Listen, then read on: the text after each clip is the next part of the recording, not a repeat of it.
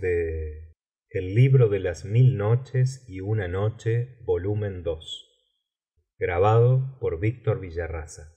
Pero cuando llegó la 30ª noche, ella dijo: he llegado a saber, oh rey afortunado, que el kadí, sorprendido, repuso: ¿qué ha hecho vuestro amo para que yo le mate? ¿Y por qué está entre vosotros ese barbero que chilla y se revuelve como un asno? Entonces el barbero exclamó: tú eres quien ha matado a palos a mi amo, pues yo estaba en la calle y oí sus gritos. Y el kadí contestó: pero ¿quién es tu amo? ¿De dónde viene? ¿A dónde va? ¿Quién lo ha traído aquí?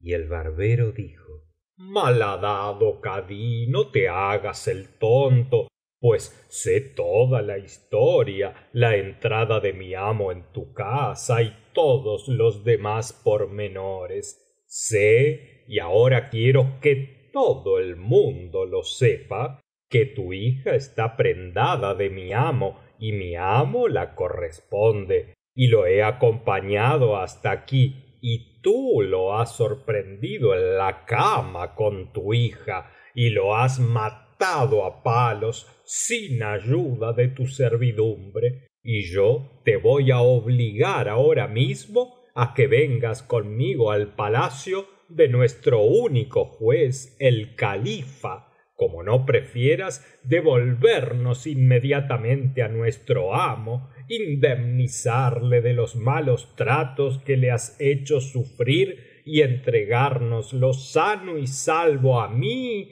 y a sus parientes. Si no, me obligarás a entrar a viva fuerza en tu casa para libertarlo.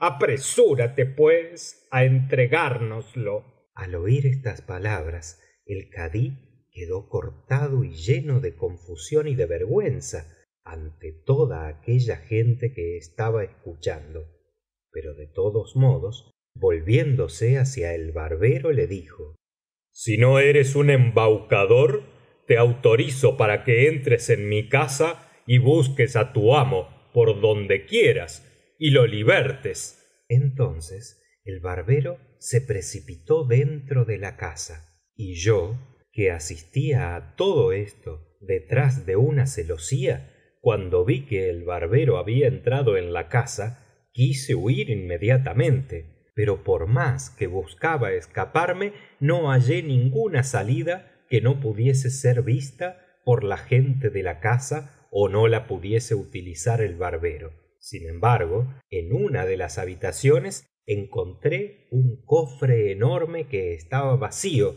y me apresuré a esconderme en él, dejando caer la tapa, y allí me quedé bien quieto, conteniendo la respiración. Pero el barbero, después de rebuscar por toda la casa, entró en aquel cuarto y debió mirar a derecha e izquierda y ver el cofre. Entonces el maldito comprendió que yo estaba dentro, y sin decir nada lo cogió, se lo cargó a hombros y buscó a escape la salida, mientras que yo me moría de miedo. Pero dispuso la fatalidad que el populacho se empeñase en ver lo que había en el cofre, y de pronto levantaron la tapa, y yo, no pudiendo soportar aquella vergüenza, me levanté súbitamente y me tiré al suelo, pero con tal precipitación que me rompí una pierna, y desde entonces estoy cojo. Y luego sólo pensé en escapar y esconderme, y como me vi entre una muchedumbre tan extraordinaria, me puse a echar puñados de monedas, y mientras se detuvieron a recoger el oro, me escurrí y escapé lo más aprisa que pude. Y así recorrí las calles más oscuras y más apartadas.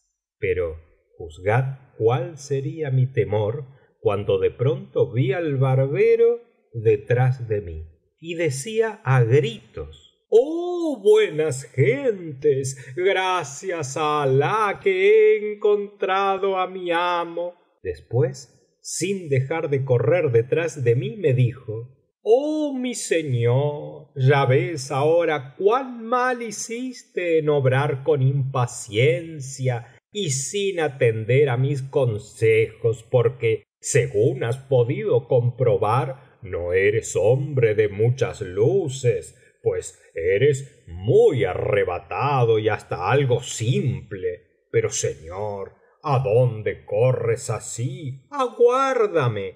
Y yo, que no sabía ya cómo deshacerme de aquella calamidad, a no ser por la muerte, me paré y le dije: oh barbero, no te basta con haberme puesto en el estado en que me ves, ¿quieres pues mi muerte? Pero al acabar de hablar vi abierta delante de mí la tienda de un mercader amigo mío. Me precipité dentro y supliqué al mercader que le impidiera entrar detrás de mí á ese maldito, y pudo lograrlo con la amenaza de un garrote enorme y echándole miradas terribles. Pero el barbero no se fué sin maldecir al mercader y también al padre y al abuelo del mercader, vomitando insultos, injurias y maldiciones, tanto contra mí como contra el mercader. Y yo di gracias al recompensador por aquella liberación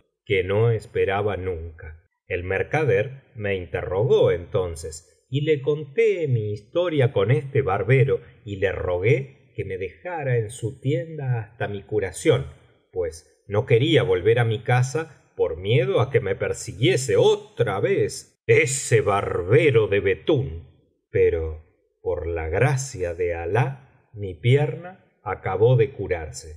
Entonces cogí todo el dinero que me quedaba, mandé llamar testigos y escribí un testamento, en virtud del cual legaba a mis parientes el resto de mi fortuna, mis bienes y mis propiedades después de mi muerte, y elegí a una persona de confianza para que administrase todo aquello, encargándole que tratase bien a todos los míos, grandes y pequeños, y para perder de vista definitivamente a este barbero maldito, decidí salir de Bagdad y marcharme a cualquiera otra parte, donde no corriese el riesgo de encontrarme cara a cara con mi enemigo.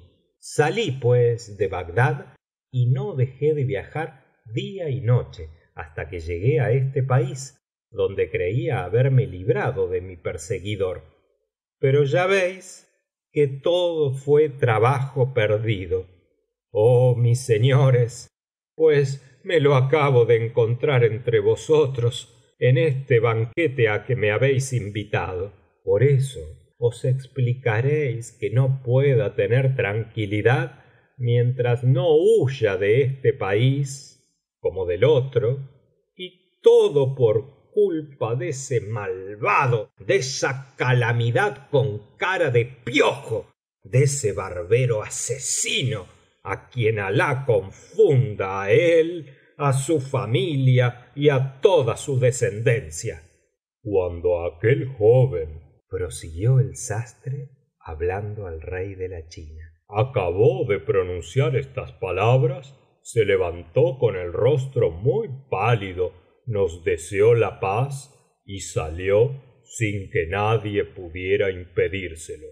En cuanto a nosotros, una vez que oímos esta historia tan sorprendente, miramos al barbero, que estaba callado y con los ojos bajos, y le dijimos: ¿es verdad lo que ha contado ese joven? Y en tal caso, ¿por qué procediste de ese modo, causándole tanta desgracia? Entonces el barbero levantó la frente y nos dijo: por Alah, bien sabía yo lo que me hacía al obrar así, y lo hice para ahorrarle mayores calamidades, pues a no ser por mí estaba perdido sin remedio, y tiene que dar gracias a Alah y dármelas a mí por no haber perdido más que una pierna en vez de perderse por completo. En cuanto a vosotros, oh mis señores, para probaros que no soy ningún charlatán ni un indiscreto, ni en nada semejante á ninguno de mis 6 hermanos, y para demostraros también que soy un hombre listo y de buen criterio, y sobre todo muy callado, os voy á contar mi historia y juzgaréis.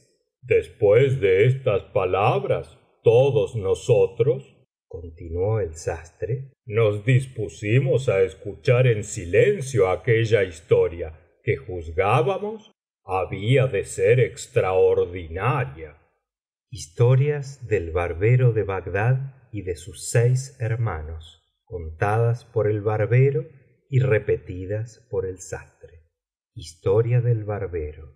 El barbero dijo: Sabed pues, oh mis señores, que yo viví en Bagdad durante el reinado del emir de los creyentes, el Montasser Billah, y bajo su gobierno vivíamos, porque amaba a los pobres y a los humildes, y gustaba de la compañía de los sabios y los poetas. Pero un día entre los días, el califa tuvo motivos de queja contra 10 individuos que habitaban no lejos de la ciudad, y mandó al gobernador lugarteniente que trajese entre sus manos á estos 10 individuos. Y quiso el destino que precisamente cuando les hacían atravesar el Tigris en una barca, estuviese yo en la orilla del río, y vi á aquellos hombres en la barca y dije para mí: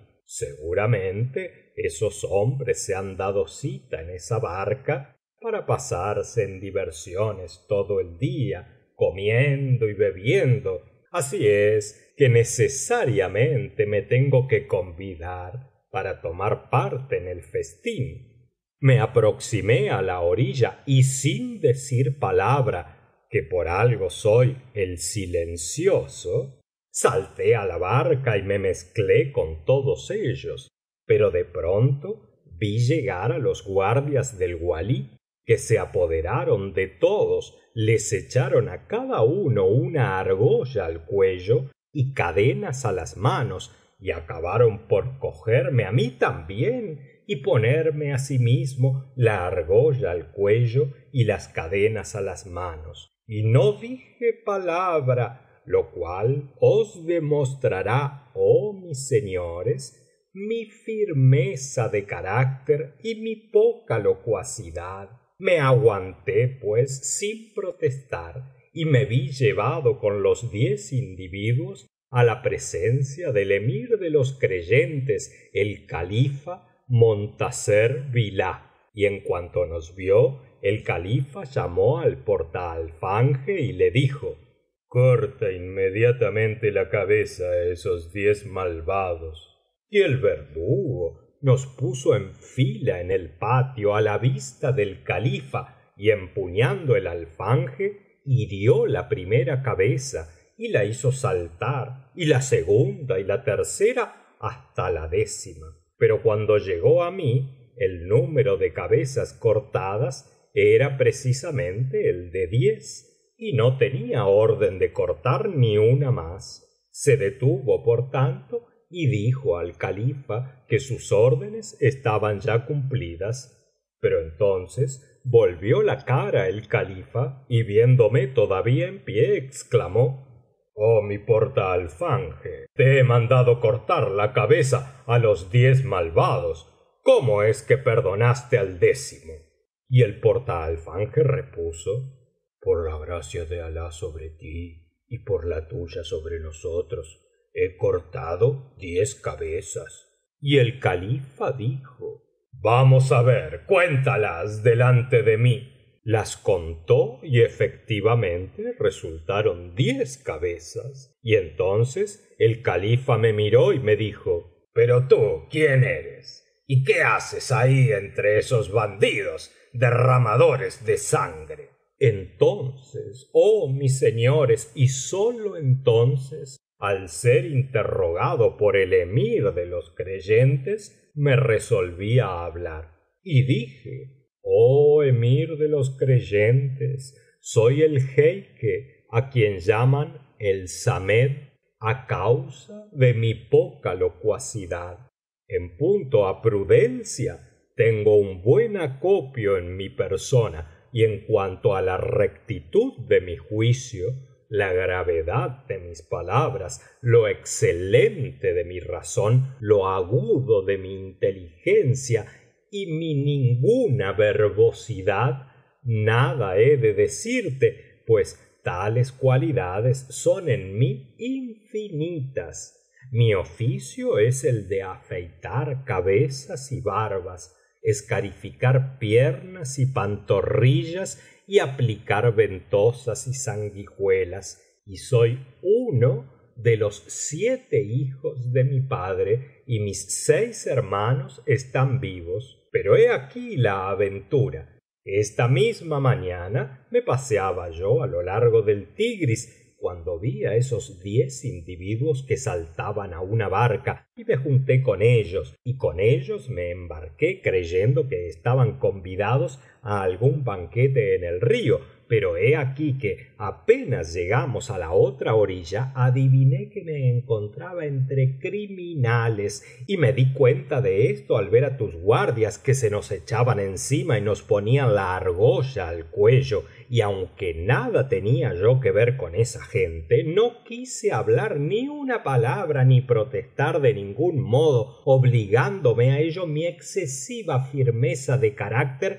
y mi ninguna locuacidad, y mezclado con estos hombres fui conducido entre tus manos, oh emir de los creyentes, y mandaste que cortasen la cabeza a esos 10 bandidos, y fui el único que quedó entre las manos de tu portaalfanje, y a pesar de todo no dije tan siquiera ni una palabra. Creo, pues, que esto es una buena prueba de valor y de firmeza muy considerable, y además el solo hecho de unirme con esos 10 desconocidos es por sí mismo la mayor demostración de valentía que yo sepa. Pero no te asombre mi acción, oh emir de los creyentes, pues toda mi vida he procedido del mismo modo, queriendo favorecer a los extraños. Cuando el califa oyó mis palabras y advirtió en ellas que en mí era nativo el valor y la virilidad,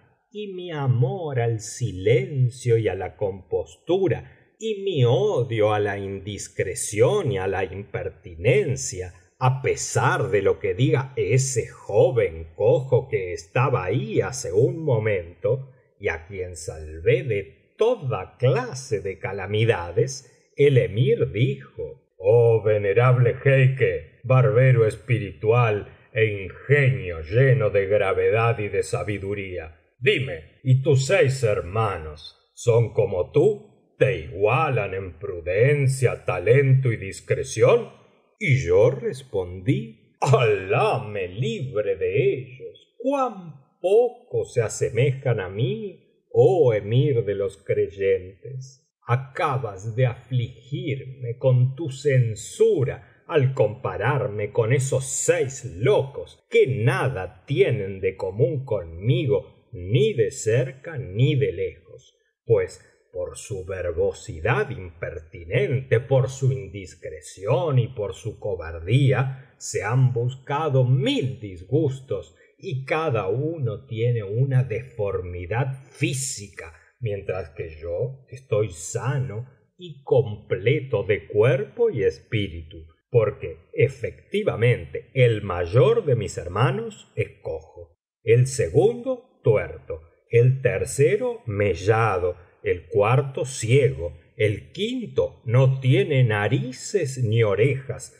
porque se las cortaron, y el sexto le han rajado los labios. Pero, oh emir de los creyentes, no creas que exagero con esto mis cualidades ni aumento los defectos de mis hermanos, pues si te contase su historia verías cuán diferente soy de todos ellos. Y como su historia es infinitamente interesante y sabrosa, te la voy a contar sin más dilaciones. Historia de Bacbuk, el primer hermano del barbero.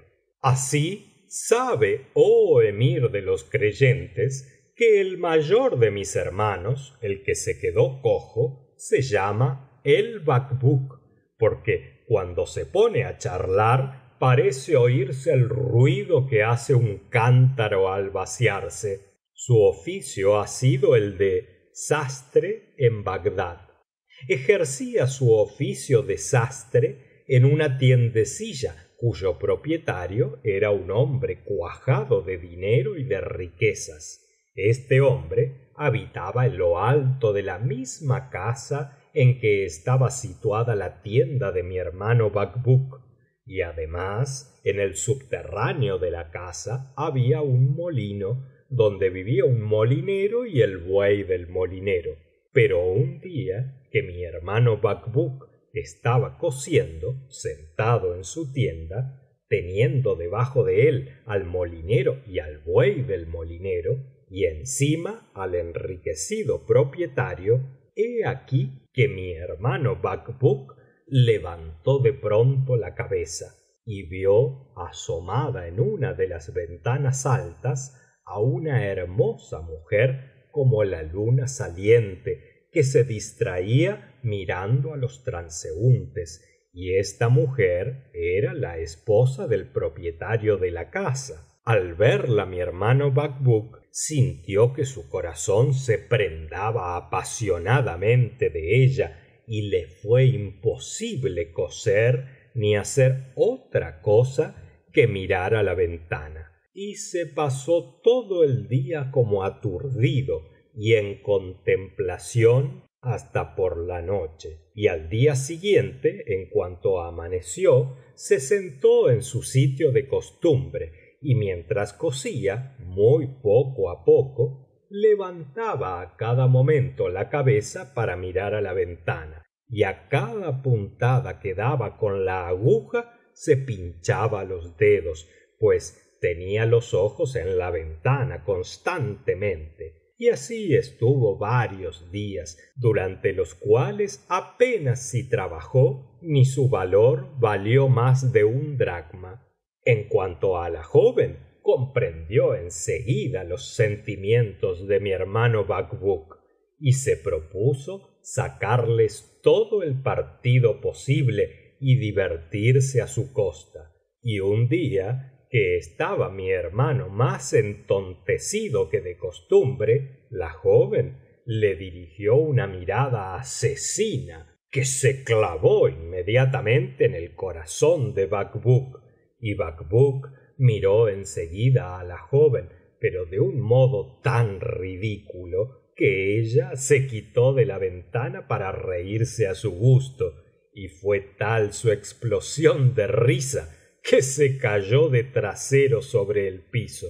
Pero el infeliz Bacbuk llegó al límite de la alegría pensando que la joven le había mirado cariñosamente. Así es que al día siguiente no se asombró ni con mucho mi hermano Bacbuk cuando vio entrar en su tienda al propietario de la casa, que llevaba debajo del brazo una hermosa pieza de hilo envuelta en un pañuelo de seda, y le dijo: te traigo esta pieza de tela para que me cortes unas camisas. Entonces Bacbuk no dudó que aquel hombre estaba allí enviado por su mujer, y contestó: sobre mis ojos y sobre mi cabeza, esta misma noche estarán acabadas tus camisas.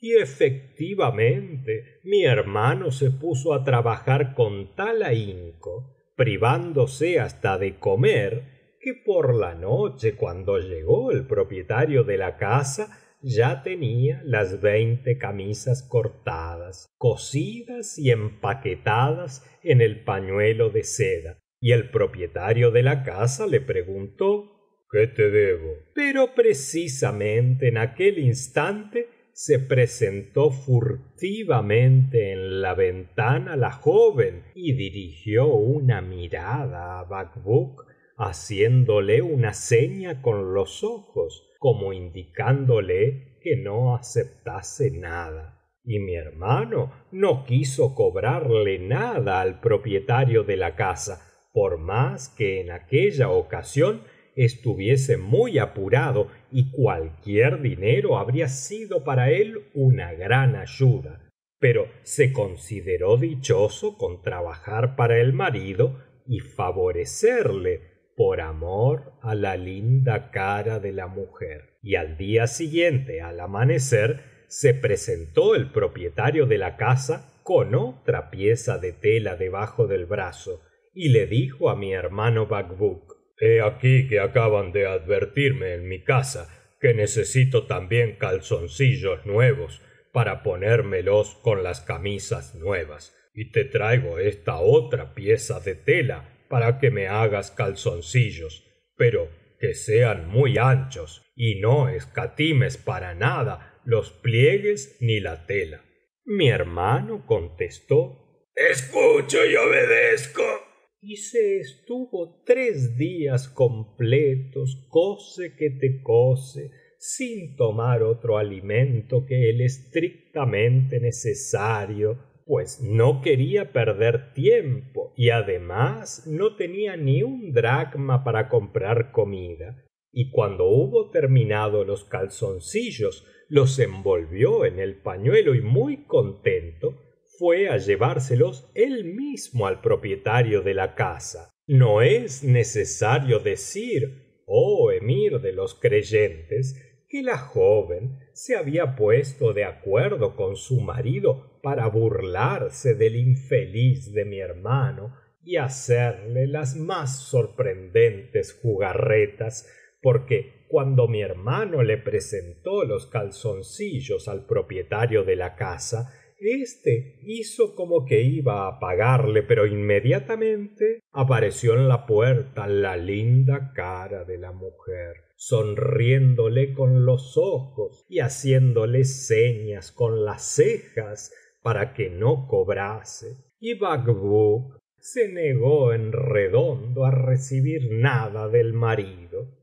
Entonces el marido se ausentó un instante para hablar con su esposa, que había desaparecido también, y volvió en seguida junto a mi hermano y le dijo: para agradecer tus favores hemos resuelto mi mujer y yo casarte con nuestra esclava Blanca, que es muy hermosa y muy gentil, y de tal suerte serás de nuestra casa.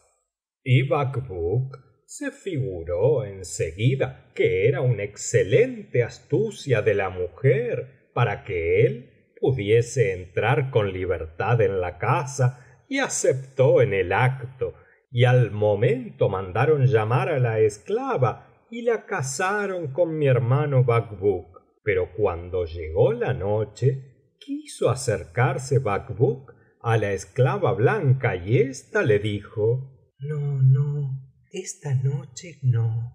Y por mucho que lo deseara Bacbuk, no pudo darle ni siquiera un beso. Además, el propietario de la casa había dicho a mi hermano Bacbuk que aquella noche, en lugar de dormir en la tienda, durmiese en el molino que había en el sótano de la casa, a fin de que estuviesen más anchos él y su mujer. Y como la esclava, después de resistirse a la copulación, se subió a casa de su señora, Bacbuk tuvo que acostarse solo, y al amanecer aún dormía Bacbuk cuando entró el molinero y dijo en alta voz: ya ha descansado bastante este buey, voy a engancharlo al molino para moler todo ese trigo que se me está amontonando en cantidad considerable. Y se acercó entonces a mi hermano,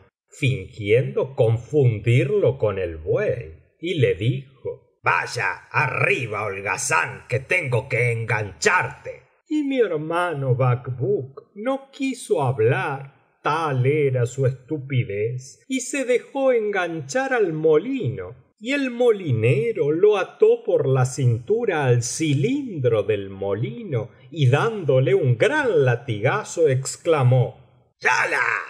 Y cuando Bacbuk recibió aquel golpe, no pudo menos de mugir como un buey, y el molinero siguió dándole grandes latigazos y haciéndole dar vueltas al molino durante mucho tiempo, y mi hermano mugía absolutamente como un buey y resoplaba al recibir los estacazos. Y no tardó en llegar el propietario de la casa, que al verle en tal estado, dando vueltas y recibiendo golpes, fué en seguida á avisar á su mujer, y ésta envió á la esclava blanca, que desató á mi hermano y le dijo muy compasivamente: Mi señora acaba de saber el mal trato que te han hecho sufrir y lo siente muchísimo. Todos lamentamos tus sufrimientos. Pero el infeliz Bacbuk había recibido tanto palo y estaba tan molido que no pudo contestar palabra. Y hallándose en tal estado, se presentó el jeique, que había escrito su contrato de matrimonio con la esclava blanca, y le deseó la paz y le dijo: concédate Alah larga vida, así sea bendito tu matrimonio. Estoy seguro de que acabas de pasar una noche feliz y que has gozado los transportes más dulces y más íntimos, abrazos, besos y copulaciones desde la noche hasta la mañana.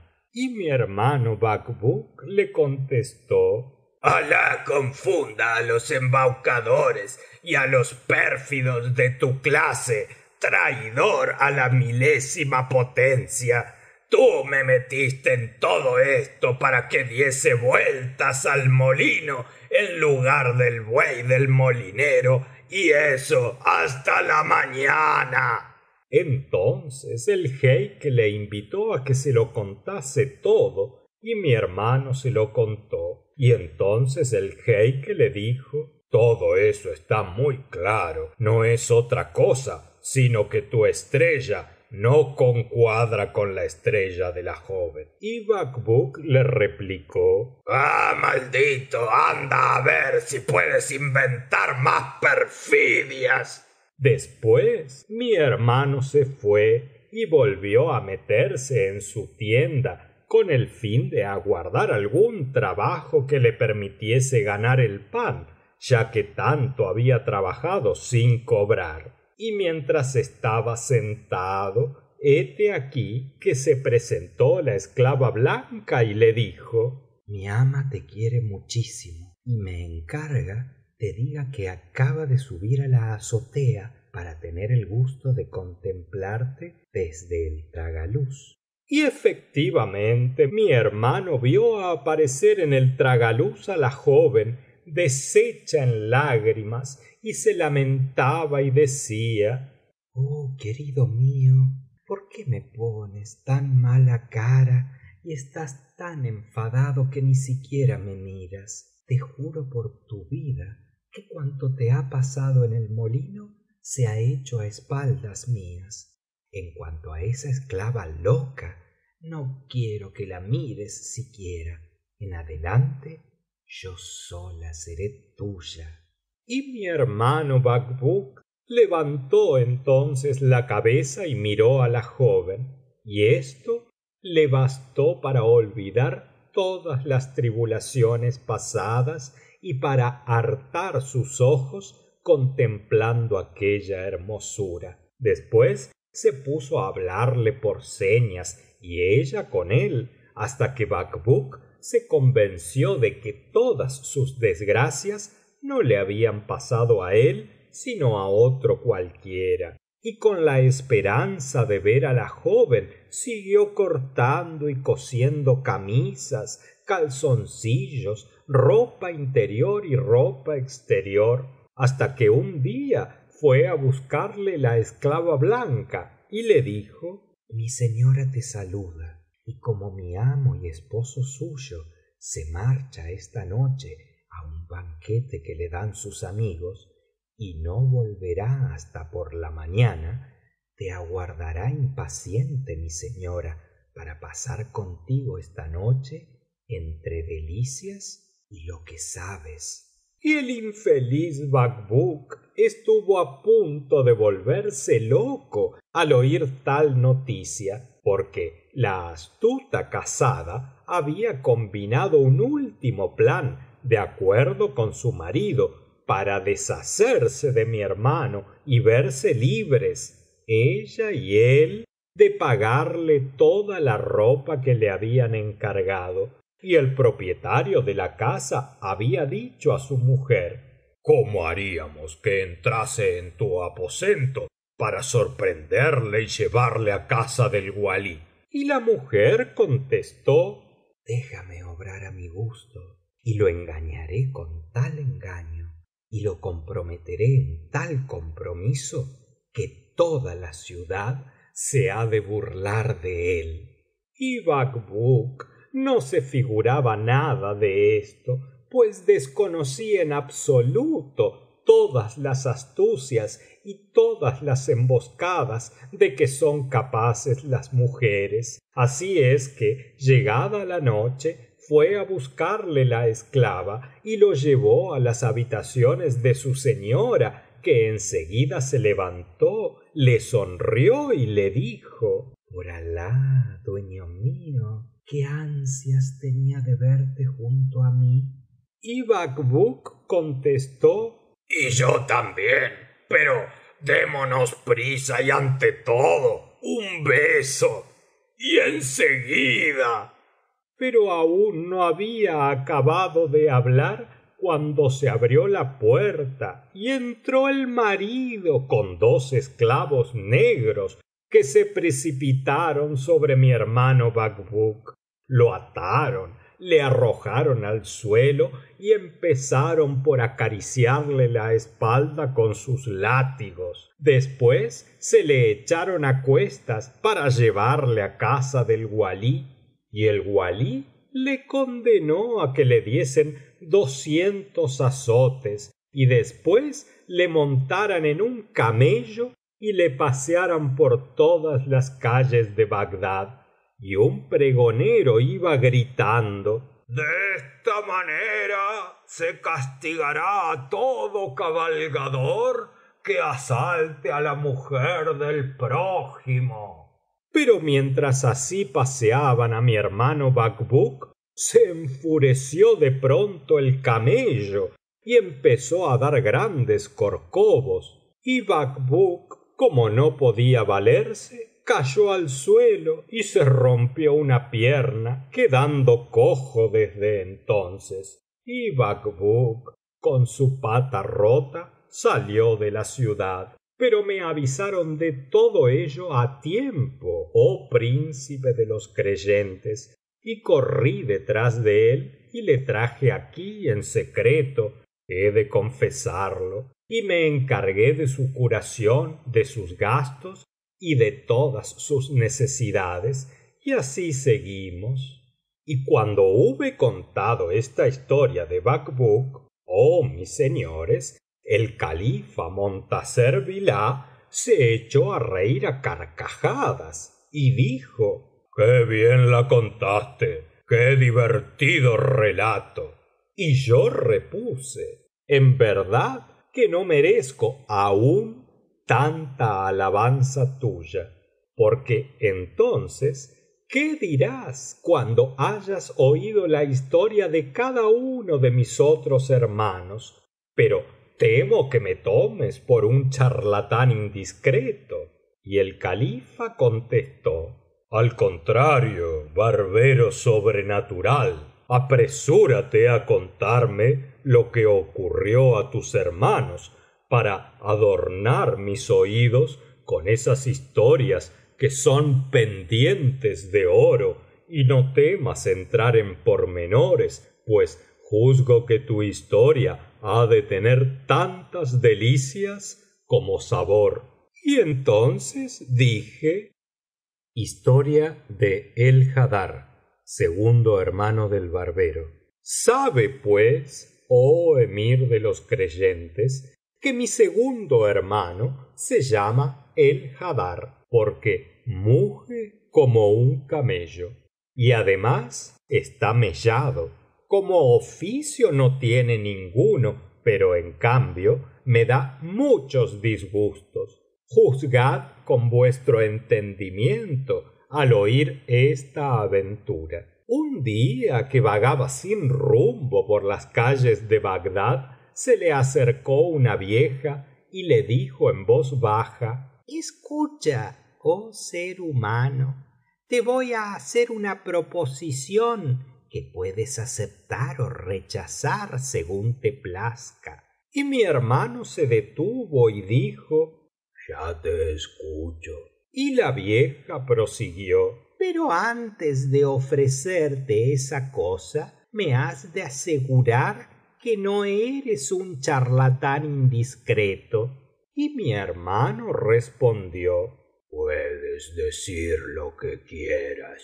Y ella le dijo: ¿qué te parecería un hermoso palacio con arroyos y árboles frutales, en el cual corriese el vino en las copas nunca vacías, en donde vieras caras arrebatadoras, besaras mejillas suaves, poseyeras cuerpos flexibles y disfrutaras de otras cosas por el estilo, gozando desde la noche hasta la mañana? Y para disfrutar de todo eso no necesitarías más que avenirte a una condición. Mi hermano el Haddar replicó a estas palabras de la vieja: pero, oh señora mía, ¿cómo es que vienes a hacerme precisamente a mí esa proposición, excluyendo a otra cualquiera entre las criaturas de Alah que has encontrado en mí para preferirme? Y la vieja contestó: ya te he dicho que ahorres palabras, que sepas callar y conducirte en silencio. Sígueme, pues, y no hables más. Después se alejó precipitadamente, y mi hermano, con la esperanza de todo lo prometido, echó a andar detrás de ella hasta que llegaron a un palacio magnífico, en el cual entró la vieja e hizo entrar a mi hermano Haddar.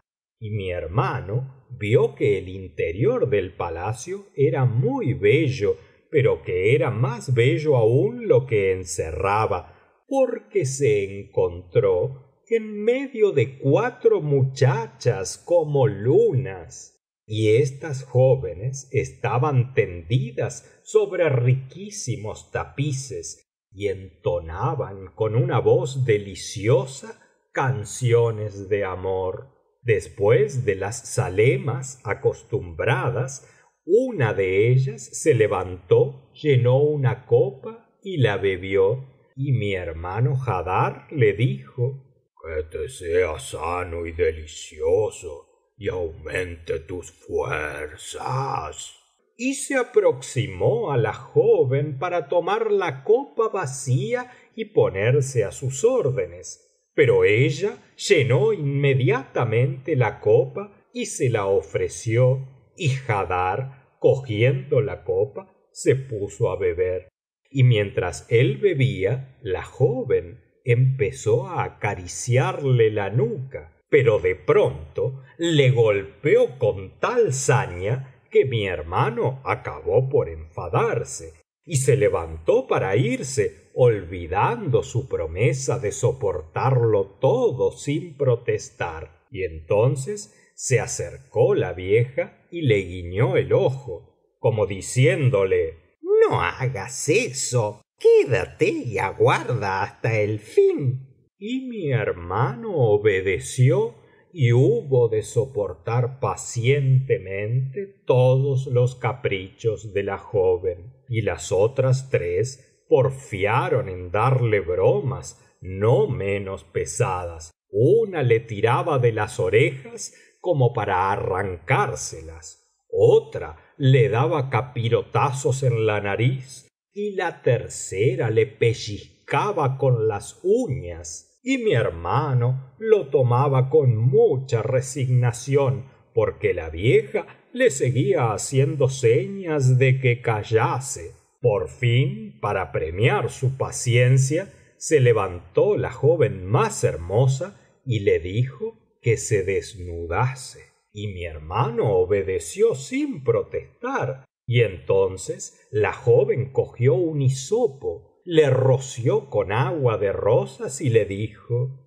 me gustas mucho, ojo de mi vida, pero me fastidian las barbas y los bigotes que pinchan la piel, de modo que, si quieres de mí lo que tú sabes, te has de afeitar la cara.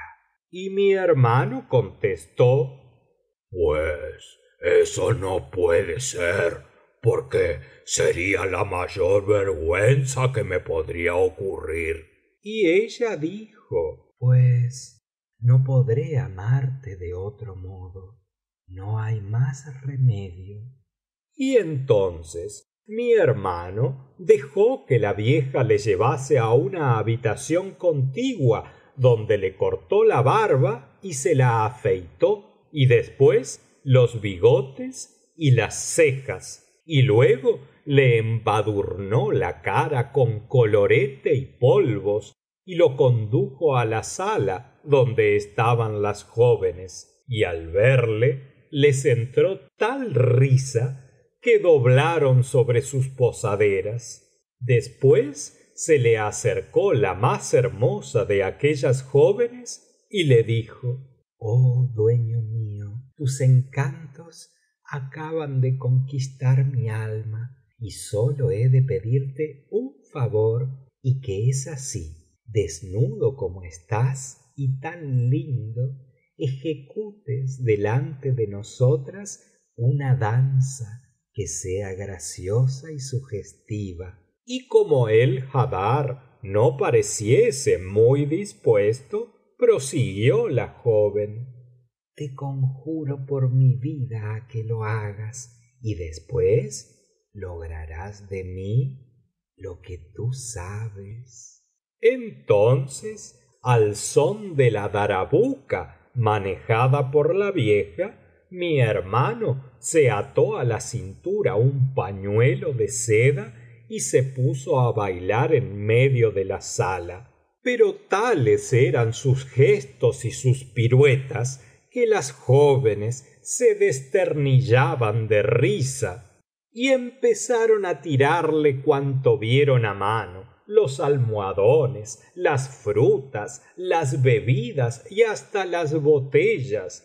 Y la más bella de todas se levantó entonces y fué adoptando toda clase de posturas, mirando a mi hermano con ojos como entornados por el deseo, y después se fué despojando de todas sus ropas hasta quedarse solo con la finísima camisa y el amplio calzón de seda. Y el Haddar, que había interrumpido el baile tan pronto como vio a la joven desnuda, llegó al límite más extremo de la excitación.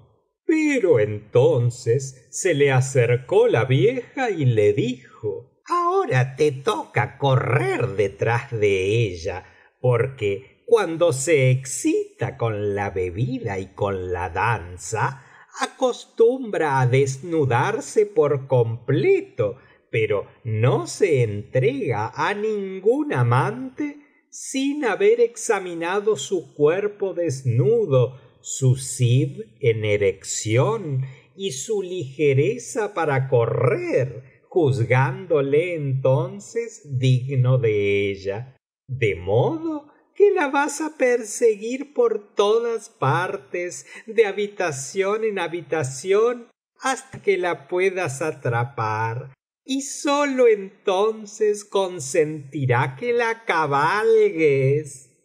Y mi hermano, al oír aquello, se quitó el cinturón de seda y se dispuso a correr, y la joven se despojó de la camisa y de lo demás y apareció toda desnuda, cimbreándose como una palmera nueva, y echó a correr riéndose a carcajadas y dando 2 vueltas al salón, y mi hermano la perseguía con su zib erguido. En este momento de su narración, Schahrazada vio aparecer la mañana y se calló discretamente.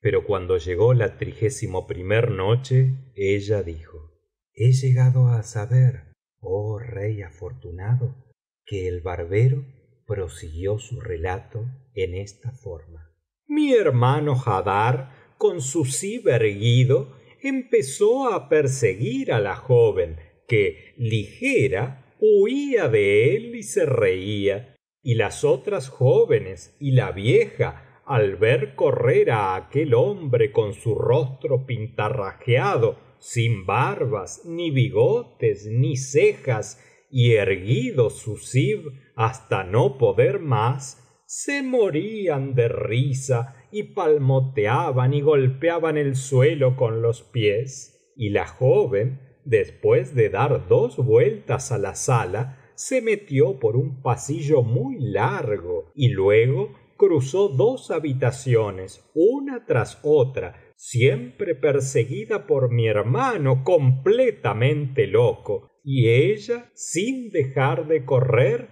reía con toda su alma, moviendo las caderas. Pero de pronto desapareció en un recodo y mi hermano fué a abrir una puerta por la cual creía que había salido la joven, y se encontró en medio de una calle, y esta calle era la calle en que vivían los curtidores de Bagdad, y todos los curtidores vieron a el Haddar afeitado de barbas, sin bigotes, las cejas rapadas y pintado el rostro como una ramera, y escandalizados se pusieron a darle correazos hasta que perdió el conocimiento, y después le montaron en un burro poniéndole al revés, de cara al rabo, y le hicieron dar la vuelta a todos los zocos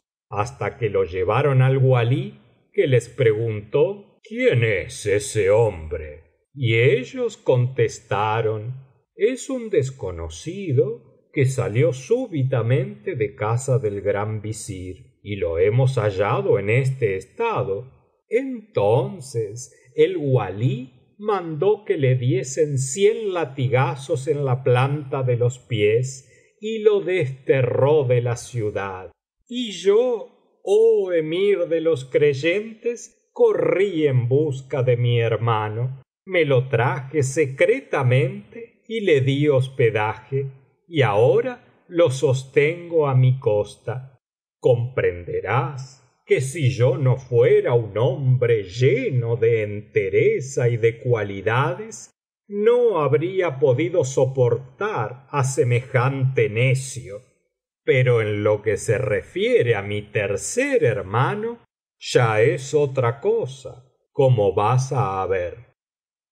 Fin de la sección número 11. Fin de El libro de las 1000 noches y una noche, volumen 2, versión de Mardrus, traducido por Vicente Blasco Ibáñez. Grabado por Víctor Villarraza.